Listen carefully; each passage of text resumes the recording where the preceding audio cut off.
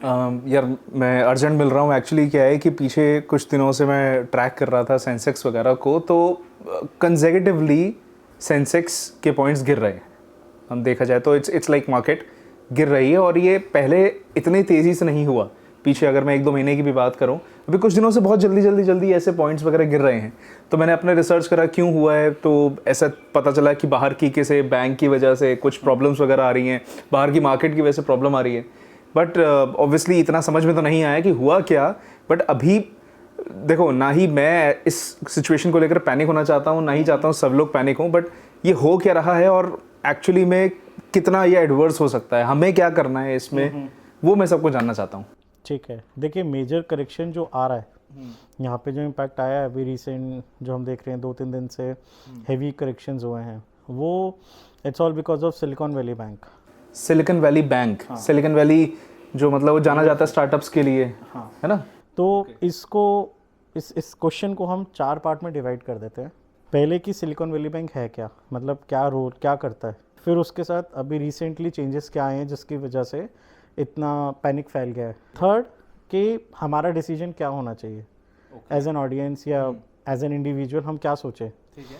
Fourth कि ठीक है, एक पर्सनल ओपिनियन एक आपका एक मेरा, कि मैं अपना स्टेप क्या लूँगा जिससे कि हमें एक ये पता लगा रहे कि ठीक है एक ओवरऑल डिसीजन क्या है और एक मेरा इंडिविजुअल डिसीजन भी क्या है। तो पहले कॉन्सेप्ट पे बात करते हैं, सिलिकॉन वैली बैंक है क्या।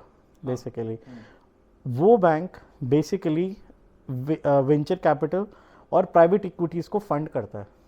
ठीक है, जो हम स्टार्टअप्स वगैरह भी ये देखते हैं, वो फर्दर स्टार्टअप्स को फंड करती हैं।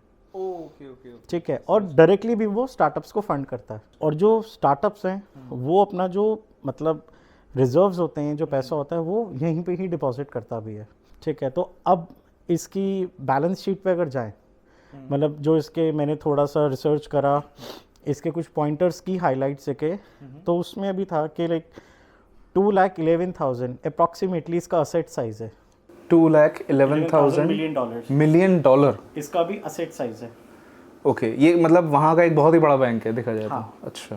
बट अब चेंजेस कहाँ पे आते हैं, जो इसके अंदर एक की पॉइंटर था कि 91,000 जो इसका पैसा था वो एक लॉन्ग टर्म मेच्योरिटी या हेल्ड टिल मेच्योरिटी में इन्वेस्टेड है, जिसका मतलब होता है जितना आप लॉन्ग टर्म बॉन्ड्स को बाय करते हो उसमें उतने ही चेंजेस और उतना ही रिस्क होता है। अब उन्होंने हेल्ड टिल मेच्योरिटी का मतलब हो गया कि लाइक, और वी कैन से कि होल्ड टिल मेच्योरिटी के लॉन्ग टर्म के लिए बाय कर लिया। ठीक है। इन्वेस्टमेंट उनका अच्छा हुआ है, यूएस बॉन्ड्स में है, ट्रेजरीज में है, बट वो लॉन्ग टर्म बॉन्ड्स है। सेकेंडली उनके पास जो रिमेनिंग अमाउंट था 74,000 अगेन मिलियन डॉलर, वो मैं मिलियन डॉलर को अवॉइड कर रहा हूँ, मैं एक टर्म बोल रहा हूँ खाली। ठीक है। उसमें से भी इन्होंने 41,000 जो है स्टार्टअप्स को फंड करा है। 74,000 कैसे, मतलब 2,11,000 में से 91? और छोटी चीज़ें मैं एक बड़ी फिगर्स उठा रहा हूँ। अच्छा अच्छा, मतलब ये एग्जैक्ट रिमेनिंग नहीं है, बट एक दूसरा चंक, बड़ा चंक। Exactly. ठीक है। जो 74 है उसमें से भी 41,000 इन्होंने ग्लोबल फंड बैंकिंग में डाला, विच मीन्स कि स्टार्टअप्स को फंड करा है।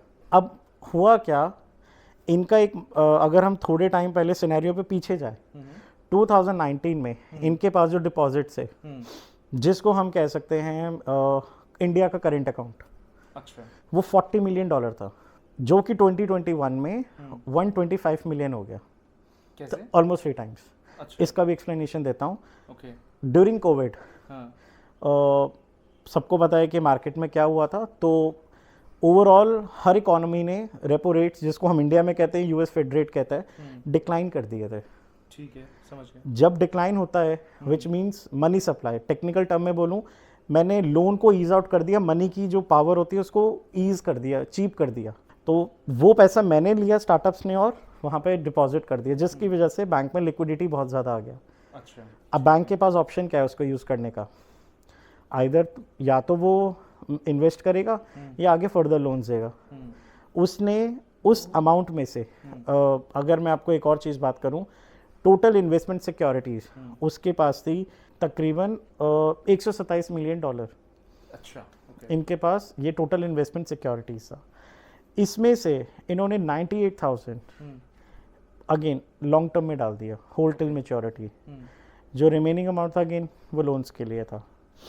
अब अगर हम इसको 2019 से कंपेयर करें तो वो 50% इन्वेस्टमेंट था, जो कि अब 75 या 77% हो गया ओवरऑल अमाउंट का, राइट। अब इससे प्रॉब्लम क्या होता है, उन्होंने सारा पैसा डाल दिया लॉन्ग टर्म में। अब उन्होंने लाइक उनके बैंकर्स ने या मैनेजमेंट का क्या डिसीजन होगा वो जानते हैं। उन्होंने ये शायद ये एक्सपेक्ट करा होगा कि जो रेपो रेट है या मतलब जो फेड रेट है वो इंक्रीज होगा बट बहुत स्लोली, या वो थोड़ा फ्लैट रहेगा वो कर्व। बट इवेंचुअली 2021 से अगर मैं कंपेयर करूं तो वो 1% से 4% पे आ गया। तो उससे उनको नुकसान क्या हुआ, अब जैसे मैंने आपको बताया जैसे जैसे इंटरेस्ट रेट बढ़ता रहेगा बॉन्ड प्राइजेस की वैल्यू डिक्लाइन हो जाएगी, उनकी मतलब जो एक डिमांड होता है उसकी वजह से वो नेगेटिव जाने लग जाएगा। अब इवेंचुअली वो बॉन्ड प्राइजेस डाउन जाने लग गए। उन्होंने जब देखा कि वो लॉसेस बढ़ रहे हैं, वो अनरियलाइज्ड गेन जब बहुत बड़ा हुआ, उन्होंने इवेंचुअली उसको रियलाइज कर लिया। अच्छा। तो जब उन्होंने देखा कि मतलब इतना वैल्यूएशन डाउन हो गया है, तो ऑब्वियसली वेंचर कैपिटल ने कहा कि जाओ और अब बैंक से पैसा निकाल लो, क्योंकि उसका जो स्टॉक प्राइस है वो, या आप कह लो उसके शेयर जो है 60% डिक्लाइन कर गए, and they booked a loss of $1.8 billion. अच्छा, तो ये पंगा पड़ा है। वहाँ पे भी जैसे इंडिया के अंदर आपका अप टू 5 लाख सेव होता है बैंकिंग में, वहाँ पे भी कुछ एक अमाउंट तय है। तो फेडरल डिपॉजिट इंश्योरेंस कॉरपोरेशन के अंडर में उन्होंने कहा हमने एक न्यू एंटिटी बनाई है, राइट, जहाँ पे आपका डिपॉजिट चला जाएगा, एंड उसके हिसाब से लाइक $250,000 इज प्रोटेक्टेड। अच्छा। बट मल्टीपल स्टार्टअप्स उनका इससे वे ऊपर पैसा है, तो इवेंचुअली उनका पैसा स्टक। अब इसके हम रिपरकशंस की बात करें कि क्या आएंगे स्टार्टअप्स को। अब लॉसेस मतलब obviously most of the startups जो होती है वो लॉस मेकिंग ही होती है। अब उनकी लिक्विडिटी कैश फ्लो रुक गया, माइट बी अ रीजन ले ऑफ्स हो। सही बात है, राइट। ले ऑफ्स मीन्स जब इकोनॉमी में जब लाइक आपके लोगों के पास पैसा ही नहीं है तो इवेंचुअली, और वहाँ पे अभी इस टाइम पे जो इन्फ्लेशन रेट है वो भी बहुत हाई है। अच्छा। तो डबल मार है, ये तो गवर्नमेंट कुछ एड देगा तो फिर अगेन वो इकोनॉमी महंगाई बढ़ रही है, बढ़ती जा रही है, और वो फिर इकोनॉमी पे बर्डन और डालेगा। पहला ये एक प्रॉब्लम हुआ, जो रेवेन्यू जनरेशन था वो भी इम्पैक्ट हो जाएगा। तो इससे क्या होगा, और जो स्टार्टअप्स में जिन बड़े बैंक्स ने भी इन्वेस्ट किया था उनका भी पैसा अटकेगा, या कोई और बड़े मतलब नामों ने इन्वेस्ट किया है, जिसकी वजह से हम इंडियन मार्केट में भी इम्पैक्ट देख रहे हैं because of all these reasons. कि अभी देखिए इसके लिए बहुत अर्ली होगा ये कहना कि आगे क्या होगा। लाइक लोग 2008 के एक लेमन ब्रदर डिफॉल्ट से कंपेयर कर रहे हैं, ठीक है, अभी कुछ कह नहीं सकते क्योंकि इट्स अ सिचुएशन कि बैंक कैसे पे कर पाता है या नहीं कर पाता, या कितना टाइम लेगा, इमीडिएटली तो नहीं हो सकता, राइट। तो लेट्स सी ये कब होता है। Coming to the third point कि इसमें हमारा डिसीजन क्या होना चाहिए, हमें क्या करना चाहिए। सी जैसे पहले अगर ये लेमन ब्रदर्स वाला ही होता है जैसे उस टाइम पे हुआ था 2008 में, तो अगेन इकोनॉमी वहाँ से फिर से बाउंस बैक किया, राइट, क्योंकि किसी भी कंट्री की ग्रोथ उसकी मार्केट से ही पता लगती है। तो अगर वो बढ़ी नहीं रहा, इट मीन्स आपकी कंट्री ग्रोथ ही नहीं कर रही। तो अगर कोलैप्स होता है तो सबसे इम्पॉर्टेंट ये है आपको पहले अपने गोल्स आइडेंटिफाई करने हैं। जस्ट इन केस आपको लगता है कि आपको अगले साल पैसा चाहिए या अगले 2 साल में चाहिए, ठीक है, आप पुल आउट कर सकते हो अकॉर्डिंगली। बट अगर आप एक इन्वेस्टर हो and if you are there in the market for a longer time, hold करो। There is nothing that we should fear के जीरो हो जाएगा, ये होगा। ऑब्वियसली मार्केट इक्विटीज में आप आए हो, खत्म नहीं होने वाला। इक्विटीज में आप आए हो तो आपको ये प्रोबेबिलिटी रखनी ही पड़ती है कि ग्राफ हमेशा अप एंड डाउन है। फोर्थ पॉइंट मेरा ओपिनियन क्या है कि मैं क्या डिसीजन लूंगा। तो लाइक सिंस मेरे गोल्स बहुत लॉन्ग टर्म है, तो मेरे लिए ये है कि like as market will decline या फिर वो क्रैश होता जाता है, आई विल इन्वेस्ट मोर। अच्छा, आप डबल गेम खेलेंगे कि जो पड़ा है वो तो पड़ा ही है, और जब मार्केट गिर रहा होगा तो और उसमें और डालेंगे, फीड करते रहो। एग्जैक्टली लाइक तो जैसे कि वॉरेन बुफे, उन्होंने एक बात बहुत अच्छी कही थी कि जब लोग डर में हो उस टाइम पे आपको उसका एडवांटेज लेना है। तो जब यहाँ डर है, जब मार्केट क्रैश कर रहा है, लाइक आपको आज सोना है वो 100 रुपये का है, वो आपको 40 में 50 में मिलता है, तो आप क्या नहीं, आप बेचोगे थोड़ी ना, आप खरीदोगे। तो मान लो कि आपके लिए सोना है। अच्छा। तो ये मेरा ओपिनियन है। अगेन हमने कोरोना में देखा था, जिसने लो पे बाय किया उसने 2 साल में डबल डिजिट रिटर्न्स किया, उसने डबल करा अपने वेल्थ को।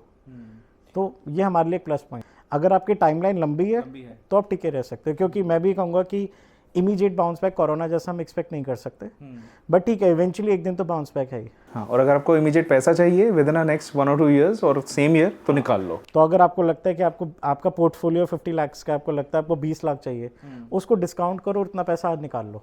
तो गाइज आपने जाना कि ये जो मार्केट क्रैश हो रहा है ये क्यों हो रहा है, जो बाहर सिलिकॉन वैली बैंक में हुआ वो सब के बारे में जाना, और आपको क्या करना चाहिए इसका हमने सजेशन दिया है। Rest everything depends on your decision.